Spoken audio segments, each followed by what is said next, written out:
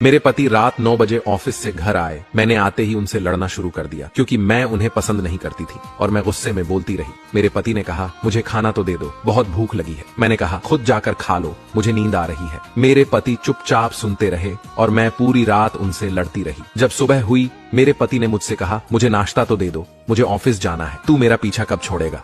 मैंने गुस्से में कहा, मैं तुझसे तंग आ गई हूँ, भगवान करे तो मर जाए। मेरे पति कुछ नहीं बोले और ऑफिस चले गए। मैं अपने बच्चों को स्कूल से लेकर वापस आ रही थी तो मेरे घर के सामने बहुत भीड़ लगी हुई थी। भीड़ को देखकर मैं चौंक गई और अपने घर के करीब पहुंची तो देखा कि मेरे पति की लाश घर के सामने पड़ी थी। मेरे ऊपर कयामत सी आ गई। मेरे हाथ पैर कांपने लगे। मेरे अंदर एक सन्नाटा सा छा गया। लोग आपस में बातें कर रहे थे कि कार से मनोज का एक्सीडेंट हुआ है। मैं जोर से चीखने लगी और चिल्लाने लगी कि मनोज उठ जाओ, मैं अब तुमसे कभी नहीं लड़ूंगी, तुम्हें कुछ नहीं कहूंगी, मुझे कुछ नहीं चाहिए, उठो मनोज, तुम्हें भूख लगी थी ना, चलो मैं खाना देती हूँ। मैं मनोज के हाथ पैर चूमने लगी, मुझे छोड़कर ना जाओ, उठ जाओ। लेकिन मनोज कैसे उठता, उसे तो मेरी बद्दुआ और मेरी नहुसत, मेरे करबे लहजे ने मार दिया था। मनोज के जाने के बाद मुझे दुनिया के रंग नजर आने लगे, मुझे रिश्ते बदलते दिखने लगे, मेरे सब अपने मुंह से मुंह मोड़ने लगे, दुनिया के लोग मुझे गंदी नजरों से देखने लगे। फिर कुछ दिनों में मुझे मेरा घर छीन लिया गया, जो हिस्सा मेरा बनता था मेरे ससुराल वाले ने मुझे दे दिया। मनोज के मरने के बाद मुझे एहसास हुआ कि पति जैसा भी हो, चाहे पसंद का हो या नापसंद का, लेकिन औरत के सर का ताज होता है।